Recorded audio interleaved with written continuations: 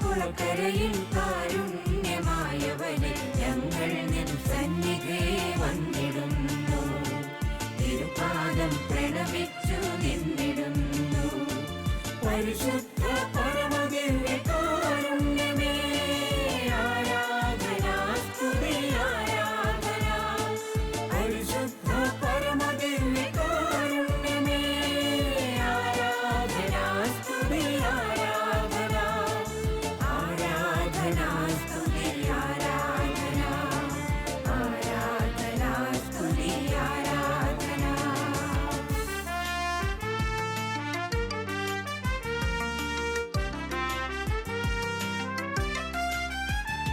1961 November മാസം 21 വൈകിട്ട് New York ടൗണിൻ്റെ ഹൃദയഭാഗത്തുള്ള visitation കോൺവെൻറ്റിലേക്ക് ഒരു ഫോൺ കോൾ. നാളെ രാവിലെ കോൺവെൻറ്റ് ചാപ്പലിൽ കുർബാനയുണ്ടോ? ഉണ്ടെന്ന് പറഞ്ഞു. ഉടനെ ശബ്ദം. 3 ആണുങ്ങൾ അതിൽ പങ്കെടുക്കാൻ വരും.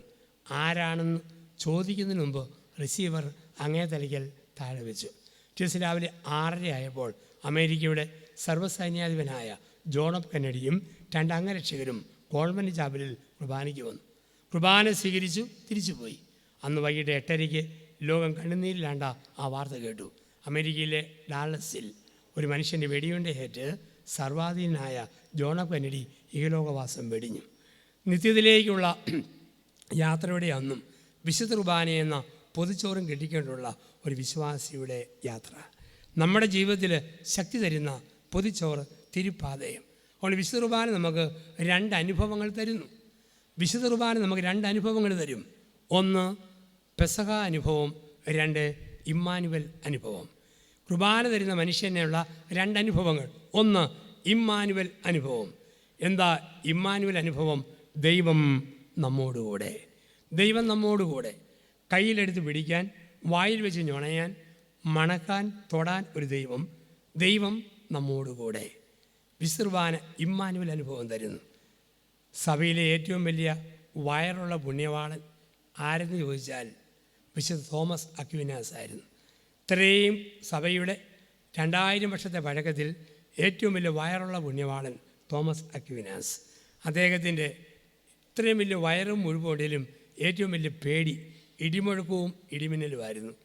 വലിയ വയറുള്ളതുകൊണ്ട് ആശ്രമത്തിലെ ഊട്ടുമേശയിൽ നിന്ന് ചോറും കറിയും പഴവും എടുക്കാൻ വലിയ ബുദ്ധിമുട്ട്. അതുകൊണ്ട് ആശ്രമ സുപ്പീരിയർ ഊട്ടുമേശയിൽ പോലെ ഒരു വൃത്തം വെട്ടിവെച്ചു. പുണ്യാളിന് വയറ് അകത്തേക്ക് തള്ളി കയറ്റിയിട്ട് ഈ സാധനം എടുക്കാനായിട്ട്. ഇദ്ദേഹത്തിന് ഏറ്റവും വലിയ പേടി ഇടിമുഴക്കവും ഇടിമിന്നലുമായിരുന്നു.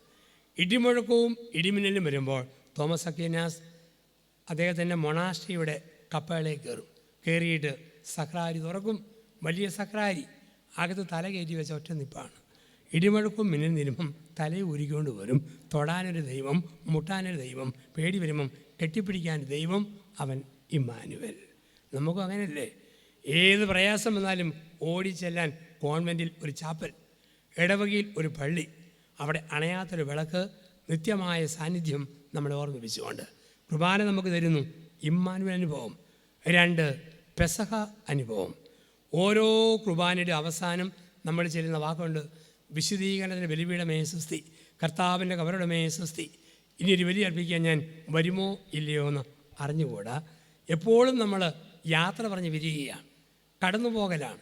ഈ ഭൂമിയിൽ നമ്മളാരും സ്ഥിരതാമസക്കാരെല്ലാം ഇട്ടിട്ട് പോകണം, വിട്ടിട്ട് പോകണം. ഇതും ഒരു ആന്തരിക സൗഖ്യത്തിൻ്റെ ഫലമായിട്ടാണ് ഈ തിരിച്ചറിവ് കിട്ടുക.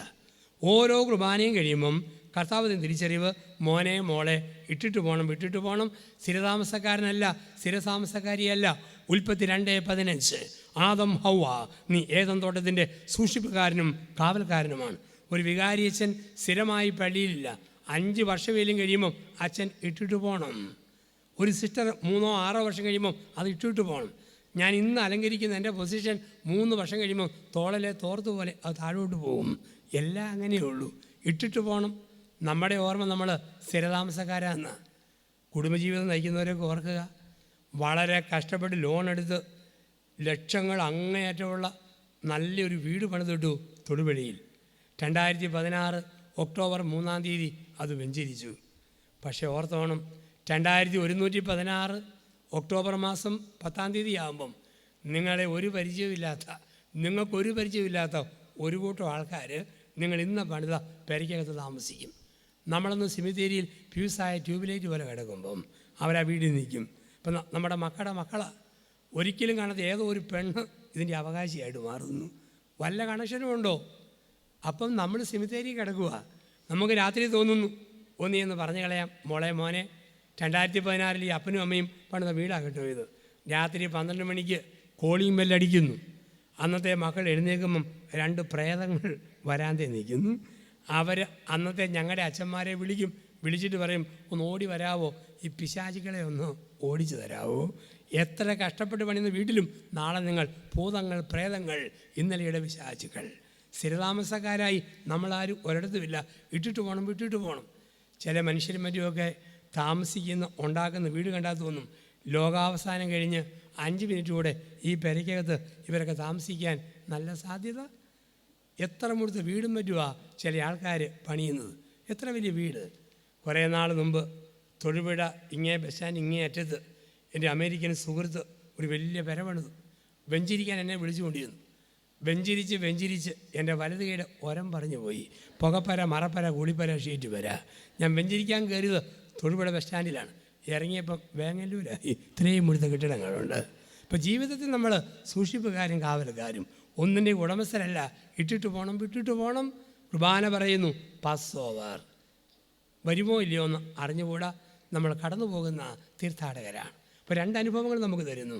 1 ഇമ്മാനുവൽ അനുഭവം, 2 പെസഹ അനുഭവം. ഇനി നമുക്ക് പലപ്പോഴും സംഭവിക്കുന്ന ഒരു വലിയ കുഴപ്പം ആവർത്തനമാണ്. ആവർത്തന വിരസതയിൽ നമ്മളറിയാതെ യാന്ത്രികതയുടെ അടിമയായിട്ട് തീരുന്നു. കുർബാനയിൽ പങ്കെടുക്കുമ്പോൾ പലപ്പോഴും നമുക്ക് ഒരു യാന്ത്രികത വരുന്നു. എന്നും ചൊല്ലി കാണാപ്പാഠം പഠിച്ചു അതങ്ങ് പറഞ്ഞുകൊണ്ടിരിക്കുന്നു. റഷ്യൻ മനഃശാസ്ത്രജ്ഞനായ പാവ്ലോവിന് ഒരു പട്ടിയുണ്ട്, ഒരു പൂച്ചയുണ്ട്. പാവ്ലോവിൻ്റെ പട്ടിയെ ഒരു തൂണയിൽ പൂട്ടിയിട്ടിട്ട് 50 ഗ്രാം ഇറച്ചി കഷ്ണത്തിൽ പ്ലാസ്റ്റിക് ചരട് കോർത്ത് പട്ടിയുടെ ചുണ്ടൽ ഇങ്ങനെ മുട്ടിച്ചു. പട്ടി 2 കാലെ കുത്തിപ്പൊങ്ങി ഉമിനീരൊലുക്കി. ആ സമയം മുഴുവൻ പാവ്ലോവ് ഇടത് കൈയിൽ ഒരു മണി അടിച്ചുകൊണ്ടിരുന്നു. 1/2 മണിക്കൂർ കഴിഞ്ഞു. പാവ്ലോവ് ഇറച്ചി കൊടുത്തു, പട്ടി ഇറച്ചി തിന്നു. 3 മാസം ഇങ്ങനെ പരിശീലിപ്പിച്ചു. 3 മാസം കഴിഞ്ഞ് പാവ്ലോവ് വെറുതെ എവിടെ ഇരുന്ന് മണി കിലുക്കി. മണി കേട്ടപ്പം പട്ടി 2 കാലെ കുത്തിപ്പൊങ്ങുന്നു, താഴത്തേക്ക് വീഴുന്നു, വായിൽ നിന്ന് ഉമിനീരും വരുന്നു. ഇത് പാവ്ലോവിൻ്റെ പട്ടി. അദ്ദേഹത്തിന് പൂച്ചയുണ്ട്. പൂച്ചയെ മേശക്കാലെ കെട്ടിയിട്ടു. പൂച്ചയുടെ 2 കൈകളും ഒരു പാട്ടത്തകടിൻ്റെ മുകളിൽ വെച്ചു. എന്നിട്ട് ദോരേ മീ ഫാ സോ ലാ സീതോ സരിഗമപദനിയുടെ വെസ്റ്റേൺ മ്യൂസിക് അദ്ദേഹം വായിച്ചു കൊടുക്കും തോറും ഈ പാട്ടത്തകടിൻ്റെ അറ്റത്ത് ഒരു വിളക്ക് കത്തിച്ച് വെച്ചു. പാട്ടത്തകട് പഴുക്കാൻ തുടങ്ങി. പഴുത്ത് പൊള്ളുമ്പോൾ പൂച്ചയുടെ കൈ പൊക്കുക, താക്കുക, പൊക്കുക. 3 മാസം കഴിഞ്ഞു. പൂച്ചയെ അടിച്ചു വിട്ടു. പാവ്ലോ എപ്പോഴൊക്കെ വയലിൻ വായിക്കുവോ പൂച്ച കൈ പൊക്കുക, താക്കുക, പൊക്കുക. ഇതാണ് പാവ്ലോവിൻ്റെ പട്ടി, പാവ്ലോവിൻ്റെ പൂച്ച. ഇതുപോലെയാണ് കർത്താവിൻ്റെ മക്കളും. പള്ളി വന്ന് ഏതാണ്ടൊക്കെ ഓർത്തുകൊണ്ട് ഇങ്ങനെ നിൽക്കുമ്പോൾ ഒരു മണി, അമ്മേൻ നമ്മൾ ഉടനെ കുനിഞ്ഞു. എന്തോ ഓർക്കും ആരോ ഒരു കുത്ത് സമാധാനം കൊണ്ട് നിൽക്കുന്നു. ഞെട്ടി അത് മേടിച്ചു. അതുകൊണ്ടാണ് എന്നും പള്ളിയിൽ പോകുന്ന ആൾക്കാരെ ടി വിയുടെ മുമ്പിലൂടെ പോകുമ്പോഴും തിരിച്ചറിയാൻ പറ്റും. ടി വിയുടെ മുമ്പിലൂടെ കടന്നു പോയോ ഒന്ന് കുമ്പിട്ടിട്ടേ കടന്നു പോകത്തുള്ളൂ. ഇതാണ് യാന്ത്രികത. ഞാൻ ഒരു കുർബാന കൊടുക്കാൻ വേണ്ടി പള്ളിയിൽ കുരിശുവരത്തിരുന്നാണ് സോസറിൽ കരിയും പിടിച്ചിങ്ങനെ നിൽക്കുകയാണ്. ഒരമ്മച്ചി വരികയും എൻ്റെ മുമ്പിൽ വന്നു വാ പൊളിച്ചു, നാക്ക് നീട്ടുന്നിടത്ത്. അച്ഛന് മുമ്പിൽ ചെല്ലുക, നാക്ക് നീട്ടുക. ഇതൊരു യാന്ത്രികതയാണ്. കുർബാന പലപ്പോഴും അനുഭവം ആകാത്തതിൻ്റെ കാരണം ഒരു യാന്ത്രികത ജീവിതത്തിൽ കടന്നു വരുന്നതുകൊണ്ടാണ്. സൗഖ്യദായകനായ കർത്താവിനെ അനുഭവിക്കാൻ നമുക്ക് സാധിക്കണോ? അർത്ഥപൂർണമായി ബലിയിൽ പങ്കെടുക്കണം. പ്രാർത്ഥനാപൂർവ്വം ആൾക്കാരോട് ചേർന്ന് നിൽക്കണം. അവൻ്റെ ആൾത്താരിയിൽ അവൻ്റെ ബലിപിടുത്തിൽ നിൽക്കുമ്പോൾ ദൈവം ഒരു സന്ദേശം കൂടെ തരും. മനസ്സിനൊരു സൗഖ്യം എന്ന് പറയും, മകനെ മകളെ ഞെളിയരുത്, കൊച്ചാകണം. കുർബാന തരുന്ന ഏറ്റവും വലിയ സൗഖ്യം ഇതാണ്. ആറ്റിറ്റ്യൂഡിൽ വരുന്ന ഒരു സൗഖ്യം. ചെറുതാകണം, വലുതാകരുത്, ചെറുതാകണം. ഇന്ന് ലോകം മുഴുവൻ വലുതാകാൻ ശ്രമിക്കുന്ന കാലമാണ്. ഒതുങ്ങിക്കൊടുക്കാൻ ആർക്കും മനസ്സില്ലല്ലോ, ചെറുതാകാൻ മനസ്സില്ലല്ലോ, എല്ലാവർക്കും വലുതാകണം. ഞാൻ കാഞ്ഞങ്ങാട് ഒരു ബൈബിൾ കൺവെൻഷൻ കഴിഞ്ഞ് കോട്ടയത്തേക്ക് പോരുക. ഞാൻ ട്രെയിനേ കയറിയിരുന്നപ്പം എൻ്റെ തൊട്ടടുത്ത സീറ്റിൽ ഒരു മനുഷ്യനിരിപ്പുണ്ട്. അവൻ 2 കാലും തമ്മിൽ അര ഫർലോങ് അകത്തി വെച്ചിരിക്കുകയാണ്. ആരെയും അടുത്തിരുത്താൻ ഇഷ്ടമില്ല. കുറച്ച് കഴിഞ്ഞ് കണ്ണൂർ വന്നപ്പം ഒരു പ്രായമായ ചേട്ടൻ ചെറിയ ചാക്കുകെട്ടുമായി ഞങ്ങളുടെ കമ്പാർട്ട്മെൻറ്റിൽ കയറി വന്നു. അയാൾക്ക് ഇരിക്കണമെന്നുണ്ട്. പക്ഷേ ഇയാളെ കണ്ടപാടി ഇവൻ കാലിൻ്റെ അകൽച്ച അല്പം കൂടെ വർദ്ധിപ്പിച്ച് വെച്ചു. ഞാൻ ഈ മനുഷ്യനോട് ചോദിച്ചു, കാലൊന്ന് അടുപ്പിച്ച് വെക്കാമെങ്കിൽ നമുക്ക് ഈ ചേട്ടനെ കൂടി ഇരുത്താമല്ലോ. ഇയാൾ മുഖത്തടിച്ചതുപോലെ എല്ലാവരും ഇരുത്താവുന്നൊന്നും ആർക്കും ഞാൻ വാക്ക് കൊടുത്തിട്ടില്ല. എനിക്കൊരു ചമ്മൽ. പിന്നെ മിണ്ടാൻ പറ്റുമോ? മിണ്ടാൻ ഇഷ്ടമില്ലെങ്കിൽ പിന്നെ ഏറ്റവും നല്ല പണി പുസ്തകം വായിക്കുക എന്നുള്ളതാണ്. ഞാൻ പുസ്തകം വായിച്ചിങ്ങനെ ഇരുന്നു. തലശ്ശേരി വന്നപ്പം ഇയാൾക്കൊരു പ്രയാസം. എന്നോട് പറഞ്ഞത് അല്പം കൂടിപ്പോയോ? ഇവൻ പറഞ്ഞു, അച്ഛാ 3 മാസം മുമ്പ് കൊല്ലത്തു നിന്ന് ട്രിവാൻഡ്രത്തിന് ട്രെയിനിൽ കയറുമ്പം 2 പേരേ ഉള്ളൂ. ഞാനും കൂടി ഇരുന്നോടെന്ന് ചോദിച്ചപ്പം അവർ പറയുക, ടിക്കറ്റ് എടുത്തേച്ചാ ഞങ്ങൾ യാത്ര ചെയ്യുന്നതെന്ന്. അങ്ങനെ പറഞ്ഞാൽ ശരിയാണോ വെച്ചാൽ? എന്നോട് പറയാൻ കാരണം 3 മാസം മുമ്പ് ആരോ പറഞ്ഞതുകൊണ്ടാണെന്ന് സ്ഥാപിച്ചു കൊണ്ടുവരികയാണ്. ഞാൻ പറഞ്ഞു, അവരോട് അതിനേക്കാൾ കൂടുതൽ അതിന് 1 മാസം മുമ്പ് വേറെ ആരെങ്കിലും പറഞ്ഞു കാണും. ഈ പറച്ചിലിൻ്റെ കണി ഇവിടെ പൊട്ടിക്കാമല്ലോ. ഇടതുകാല് വലതുകാലിൽ നിന്ന് മുട്ടിച്ച് വെച്ചാൽ പോരെ. ഇയാൾ കാല് മുട്ടിച്ച് വെച്ചു. ചേട്ടൻ ഇരുന്നു. കോട്ടയം വരെ യാത്ര സന്തോഷകരമായി തുടർന്നു. ഇന്ന് ഏറ്റവും വലിയ പ്രശ്നം ആർക്കും ഒതുങ്ങാൻ മനസ്സില്ല. ഒതുങ്ങാൻ മനസ്സില്ലാത്തടത്ത് തമ്പുരാൻ ഒതുങ്ങാൻ പഠിപ്പിക്കുന്ന കുദാശയാണ് വിശുദ്ധ കുർബാന. അച്ഛനായ ഞാനിവിടെ നിൽക്കുന്നു. എൻ്റെ 10 സ്ഥലം പോലും വേണ്ട തമ്പുരാന് സഖരാരിൽ ഇരിക്കാനായിട്ട്. എത്രമാത്രം ഒതുങ്ങുന്നവനാ ക്രിസ്തു. സമൂഹത്തിൽ എൻ്റെ അധികാരിയുടെ മുമ്പിൽ അംഗങ്ങൾ ഒതുങ്ങാൻ പഠിക്കണം.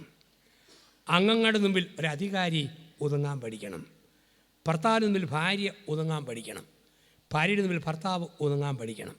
മക്കളുടെ മുമ്പിൽ മാതാപിതാക്കൾ ഒതുങ്ങാൻ പഠിക്കണം. ഒതുക്കുന്ന ലോകത്ത് ഒതുങ്ങാനുള്ള വിളിയുമായി വിശുദ്ധ കുർബാന നമ്മളെ ക്ഷണിക്കുന്നു. എത്ര വലുതാകാൻ എത്ര ചെറുതാകണം. അങ്ങനെയുള്ള ചെറുപ്പത്തിലേക്കുള്ള ഒരു വിളിയും കൂടി വിശുദ്ധ കുർബാന നമുക്കായിട്ട് തരുന്നുണ്ട്.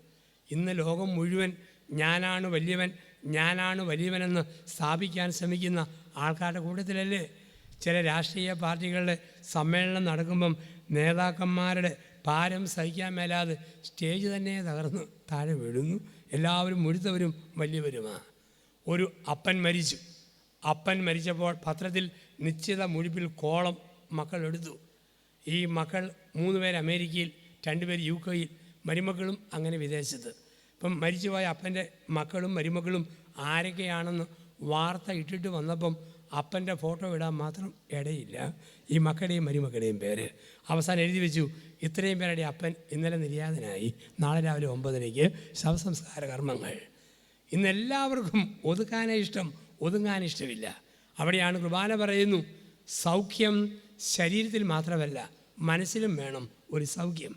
കാരണം മനുഷ്യൻ്റെ 3 മേഖലയിലാണ് മനുഷ്യൻ്റെ ജീവിതം. ശരീരം, ബുദ്ധി, ആത്മാവ്.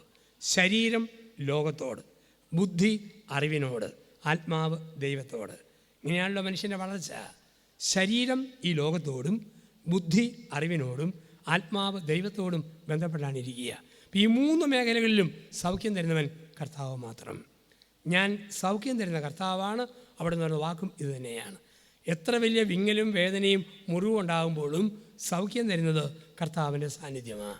ശാരീരിക സൗഖ്യം മാത്രമല്ല, മനസ്സിൻ്റെ പ്രത്യേകത. തൃശ്ശൂരിൽ 2 സമ്പന്ന കുടുംബങ്ങൾ. ഒരാൾ അരിക്കച്ചവടക്കാരൻ, മറ്റേയാൾ സ്വർണ്ണക്കച്ചവടക്കാരൻ. അരിക്കച്ചവടക്കാരൻ അത്യാവശ്യമായി 5 ലക്ഷം രൂപ മറിക്കാൻ വേണം. സ്വർണ്ണക്കടക്കാരനോട് ചോദിച്ചു. അവൻ ഒരു രേഖയില്ലാതെ 5 ലക്ഷം കൊടുത്തു. 3 ആഴ്ച കഴിഞ്ഞ് ഒരു വണ്ടി അപകടത്തിൽ അരിക്കച്ചവടക്കാരൻ മരിച്ചുപോയി. കുറേ നാൾ കഴിഞ്ഞു സ്വർണ്ണക്കടയും തകരാൻ തുടങ്ങി. 2 കുടുംബങ്ങളും അങ്ങ് തകർന്നു. അവസാനം ഈ സ്വർണ്ണക്കടക്കാരന് ഒന്നുമില്ലാതെ അവസ്ഥ. 3 മക്കളുണ്ട്, പെൺമക്കളുണ്ട്. 25, 23, 21 വയസ്സിൽ 2 വർഷം ഇടവിട്ടുള്ള 3 പെൺമക്കൾ. കെട്ടിച്ചു വിടാൻ പറ്റുന്നില്ല. അവസാനം മക്കൾക്ക് പൊട്ടാസ്യം സൈനൈഡ് ചോറി കളത്തി കൊടുത്ത് മക്കളെയും കൊല്ലുക, ഇയാളും മരിക്കുക. ഈ തീരുമാനമെടുത്തു. അപ്പനും അമ്മയും വിഷം കഴിച്ച് മരിക്കാൻ തീരുമാനിച്ചു. കുഞ്ഞുങ്ങൾക്കും കൊടുക്കുക. 3 മാസം ഈ ചിന്ത മനസ്സിൽ വെച്ചുകൊണ്ടിരുന്നു. 3 മാസം കഴിഞ്ഞൊരു ഞായറാഴ്ച രാത്രിയിൽ ഇത് ചെയ്യണം. രാവിലെ തൃശ്ശൂർ പുത്തമ്പള്ളിയിൽ ഈ ഭർത്താവും ഭാര്യയും മക്കളും ഒരുമിച്ച് കുർബാനയ്ക്ക് പോയി. അവസാനത്തെ കുർബാന ഇനി വരികയില്ലെന്ന് ഉറപ്പ്. സജീവമായിട്ട് അടുത്താരോട് ചേർന്ന് നിന്ന് കുർബാനയിൽ പങ്കെടുത്തു. ഏതെങ്കിലും ഒരു ആശ്വസിപ്പിക്കുന്ന സന്ദേശമുണ്ടോ? സുവിശേഷം, ലേഖനം, പ്രസംഗം, ഒരിടത്തും ഒരു ആശ്വാസത്തിൻ്റെയും ദൂതും കിട്ടുന്നില്ല.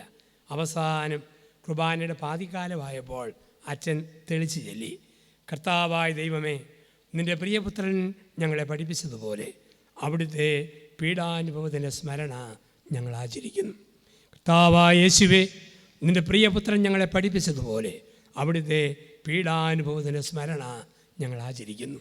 ഭർത്താവിൻ്റെയും ഭാര്യയുടെയും ദേഹത്ത് കരണ്ടടിച്ചതുപോലെ ഒരു തരിപ്പ്. കുർബാന കഴിഞ്ഞു. പള്ളിയുടെ ഫോർട്ടിക്കോയിൽ വന്ന് രണ്ടുപേരും ഒരുമിച്ച് പറഞ്ഞു, പീഡാനുഭവം ആരംഭിച്ചതേ ഉള്ളൂ, കുരിശുമരണവും പുനരുത്ഥാനവും കാത്തിരിക്കുന്നു. പിന്നെ പോയത് വിഷം മേടിക്കാനില്ല, അടുത്തൊരു ഗവൺമെൻറ്റിൽ ചെന്ന് 5 പേർക്ക് ധ്യാനം കൂടാനുള്ള പൈസ അവിടെ നിന്ന് മേടിച്ച് കൊളത്തുവയിൽ ധ്യാനമന്ദിരത്തിൽ പോകുന്നു. അവിടെ ചെന്ന് ധ്യാനം കൂടുന്നു, തിരിച്ച് ശക്തിയോടെ വരുന്നു. പിന്നീട് തട്ടുകടയായി, ചെറിയ ഹോട്ടലായി, പലരുടെ സഹായത്തിൽ മാന്യമായി 3 മക്കളെ കെട്ടിച്ചു വിട്ടു.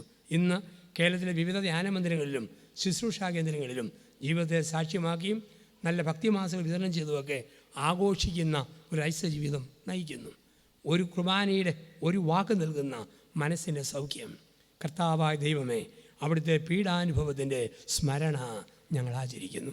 പ്രിയപ്പെട്ടവരെ, കുടുംബത്തിൽ കടബാധ്യത വരുമ്പോൾ, ഭർത്താവ് ശരിയായ വഴിയിൽ പോകാതിരിക്കുമ്പോൾ, ഭാര്യ ധിക്കരിക്കുമ്പോൾ, കുഞ്ഞുങ്ങൾ തെറ്റിദ്ധരിക്കുമ്പോൾ, ഉറ്റവരും ഉടയവരും വെടിയുമ്പോൾ, ഒരുപാട് നീറുമ്പോൾ ഓർക്കുക, അവൻ്റെ പീഡാനുഭവത്തിൻ്റെ സ്മരണ ജീവിതത്തിൽ ഞങ്ങൾ പൂർത്തീകരിക്കുന്നു. ഈ ഒരു തിരിച്ചറിവ് ഇതിനെ നേരിടുന്ന ഒരു മനക്കെട്ടിക്കും ആന്തരിക സൗഖ്യത്തിനും അത് കാരണമാകും.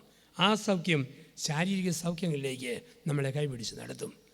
ബെഥസ്ദാ കുളത്തിൻ്റെ തീരത്തും അന്ധനായ മനുഷ്യനും സൗഖ്യം കൊടുത്തവൻ, മരിച്ച ലാസറിനെ 3-ാം നാൾ 4 നാൾ കഴിയുമ്പോൾ കല്ലറയിൽ നിന്നും അഴുകാത്ത ശരീരത്തോടും പ്രേതശീലകളാൽ ബന്ധിതനായി പുറത്തു കൊണ്ടുവന്നുകൊണ്ട് സൗഖ്യത്തിൻ്റെ പൂർണ്ണ രൂപം നമ്മളെയൊക്കെ പഠിപ്പിക്കുന്നു.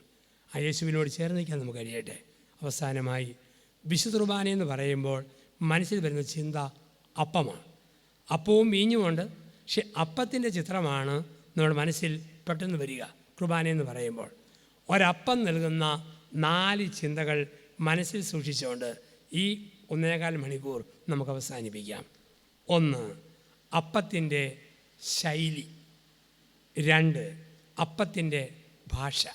3, അപ്പത്തിൻ്റെ അർത്ഥം. 4, അപ്പത്തിൻ്റെ ലക്ഷ്യം. ഈ 4 ചിന്തകൾ മനസ്സിൽ സൂക്ഷിക്കാം. അപ്പത്തിൻ്റെ ശൈലി, അപ്പത്തിൻ്റെ ഭാഷ, അപ്പത്തിൻ്റെ അർത്ഥം, അപ്പത്തിൻ്റെ ലക്ഷ്യം. എന്താണ് അപ്പത്തിൻ്റെ ശൈലി?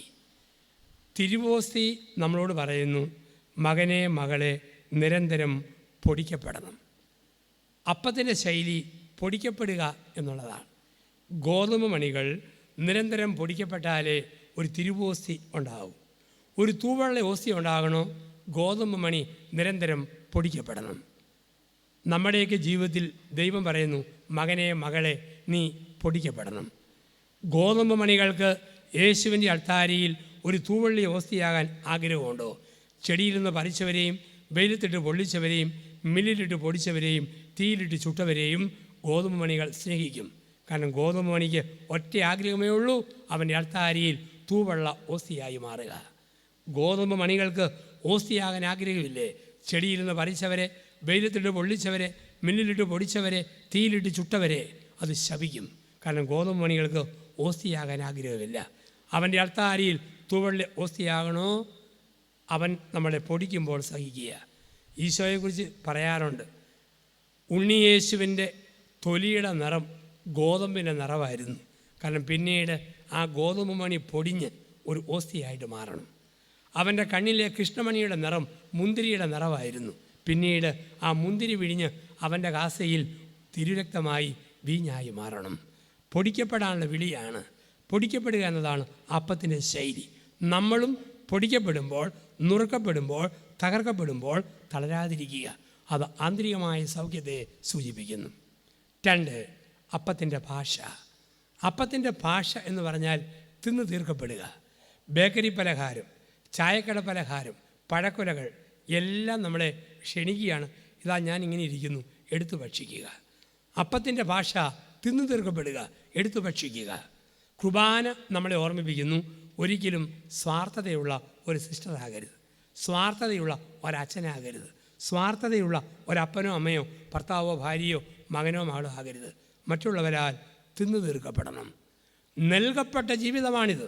നിങ്ങൾക്ക് വേണ്ടി നൽകപ്പെട്ട എൻ്റെ ശരീരം എന്ന് പറഞ്ഞാൽ നമ്മൾ ഓരോരുത്തരും ലോകത്തിന് വേണ്ടി നൽകപ്പെട്ടതാണ്. അപ്പത്തിൻ്റെ ഭാഷ എടുത്തു ഭക്ഷിക്കുക എന്നുള്ളതാണ്. പ്രകൃതി മുഴുവൻ പഠിപ്പിക്കുന്ന പാഠം മറ്റുള്ളവർക്ക് വേണ്ടി എന്നല്ലേ. കോഴി അതിൻ്റെ മുട്ട സ്വയം കുടിക്കുകയല്ല, ഇട്ടിട്ട് പോവുക. നിങ്ങൾ പറയുന്നു, നിങ്ങൾക്ക് വേണ്ടി ഇട്ട എൻ്റെ മുട്ട ഒന്നേ ബുൾസേ അടിക്കൂ, അല്ലെ തട്ടുകടയിൽ കൊടുക്കൂ, ഓംലെറ്റ് ആക്കൂ, കുഞ്ഞുങ്ങളെ വിരിയിക്കൂ. കോഴി മുട്ട ഇട്ടിട്ട് പോവുകയാണ്. ഏതെങ്കിലും കോഴി അതിൻ്റെ മുട്ട സ്വയം കൊത്തി കുടിച്ചാൽ ആ കോഴിയെ പിടിച്ച് അമ്മ ചട്ടിക്കകത്താക്കും. കോഴിയുടെ മുട്ട മറ്റുള്ളവർക്ക് വേണ്ടി. പശുവിൻ്റെ പാല് മറ്റുള്ളവർക്ക് വേണ്ടി.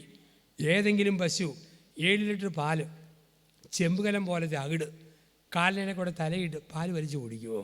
അങ്ങനെ കുടിച്ചാൽ പശുവിൻ്റെ മോന്തയ്ക്ക് കൊട്ട കെട്ടിയിടും. പശുവിൻ്റെ പാല് മറ്റുള്ളവർക്ക് വേണ്ടി. തെങ്ങിൻ്റെ തേങ്ങ മറ്റുള്ളവർക്ക് വേണ്ടി. 150 തേങ്ങ തെങ്ങ് നിൽക്കുക. ഏതെങ്കിലും തെങ്ങ് പറയുമോ, സൂപ്പർ ഡെക്കറേഷൻ, തേങ്ങാക്കൊല കാലാകാലം തോളെ തന്നെ നിൽക്കട്ടെ, താഴത്തേക്ക് പോകുന്ന ചരിത്രം ഉദിക്കുന്നില്ല. 5-8 മാസമാകുമ്പം ചപ്പിട്ട് ചവറിട്ട് വെള്ളം തന്ന് രക്ഷിച്ചതല്ലേ, ഇതിൻ്റെ ശരീരമാ, നിങ്ങൾ പൊതിച്ച് ഭക്ഷിക്കുവിൻ എന്നും പറഞ്ഞ് തെങ്ങ് തേങ്ങ പൊടിച്ചു തരും.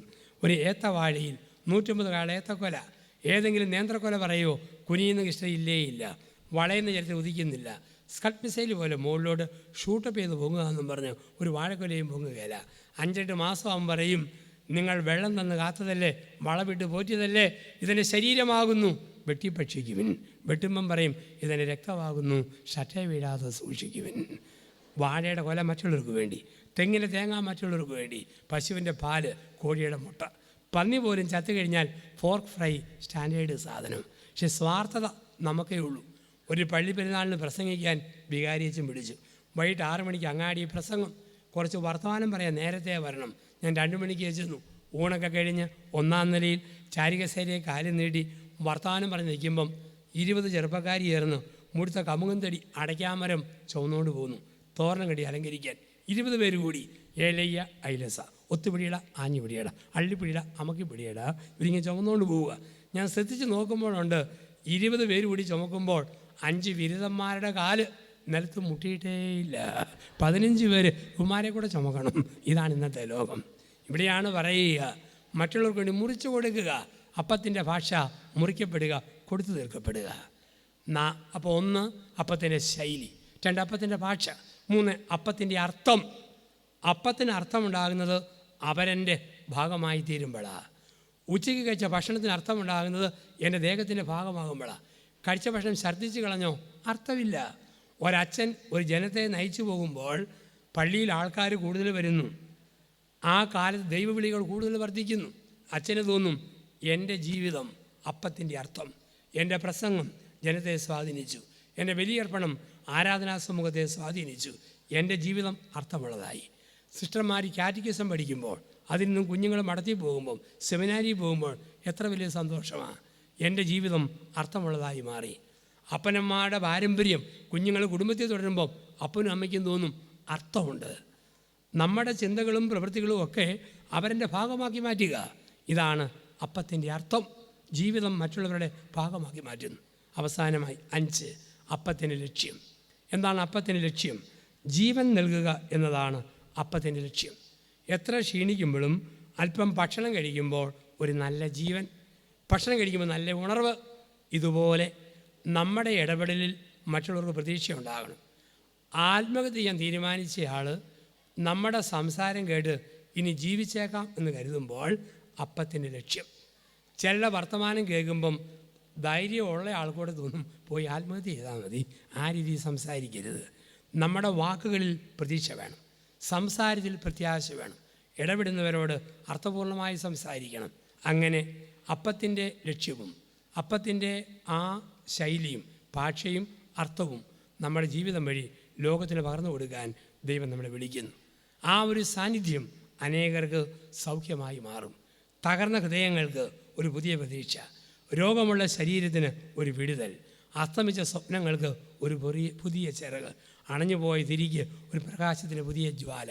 അങ്ങനെ നമ്മുടെ ജീവിതത്തെ മാറ്റി സൗഖ്യദായകനായ ക്രിസ്തുവിൻ്റെ ആ സാന്നിധ്യം നമ്മുടെ പെരുമാറ്റങ്ങളും നമ്മുടെ സംസാരവും വഴി മറ്റുള്ളവർക്ക് പകർന്നു കൊടുക്കാം. അങ്ങനെ സൗഖ്യത്തിന് ഉദാശിയായ വിശ്വകുർബാന നമ്മളെ ശക്തിപ്പെടുത്തട്ടെ, നമ്മളെ ബലപ്പെടുത്തട്ടെ. ദിവികാരന് ഈശോ നമ്മെ ഓരോരുത്തരെയും സമൃദ്ധമായി അനുഗ്രഹിക്കട്ടെ.